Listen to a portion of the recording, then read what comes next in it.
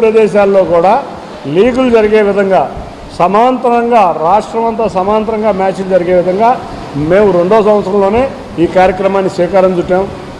రేపు రాబోయే కాలంలో మూలపాడులో కూడా సెంటర్ ఆఫ్ ఎక్సలెన్స్ కూడా రెడీ అవబోతుంది. అక్కడ కూడా దాదాపు సుమారు 115 రూములు రాబోతున్నాయి.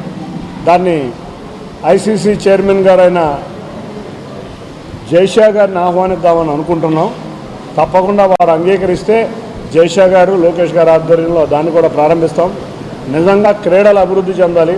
చూస్తే నిన్న కడప చూసినాక మరింత ఉత్సాహంతో రేపు రాబోయే కాలంలో తిరుపతిలో కూడా ఒక స్టేడియం పూర్తి చేసాం. లైట్లు అవ్వాలి. ఇంకా అన్నిటికన్నా ముఖ్యంగా కాకినాడలో కూడా ఒక స్టేడియం చేసాం.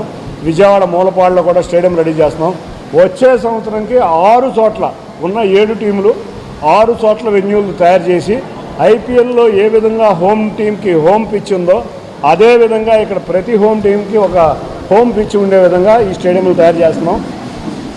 తప్పకుండా ఆంధ్రప్రదేశ్ సంబంధించిన ప్రజలు క్రీడల్ని బాగా ఆస్వాదిస్తారు.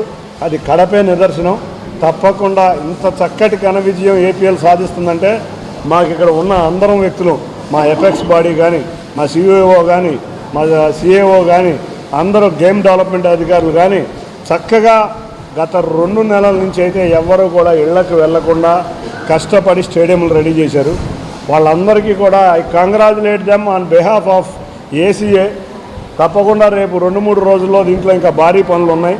ఈ పనులు పూర్తి చేసి చక్కటి క్రీడని ఇక్కడ ఆస్వాదించే విధంగా మా ఏసీఏ తరఫున కష్టపడిన వ్యక్తులు కూడా ఇంకో 10 రోజులు కూడా వాళ్ళు కష్టపడాలి. ఈ కష్టపడితే ఏసీఏ ఆధ్వర్యంలో జరిగిన ఏపీఎల్ దేశంలో ఎక్కడా లేని విధంగా ప్రజాదరణ పొందిన లీగ్గా ముందుకు వస్తుంది. తప్పకుండా ఐపీఎల్ అంత స్థాయి కాకపోయినా ఐపీఎల్కి ధీటుగా ఒక ఆంధ్ర స్టేట్ ఒక అసోసియేషన్ మేము ఇంత గొప్ప తయారు చేసామంటే అది మీరు పాత్రికేయ సోదరులు ప్రజలు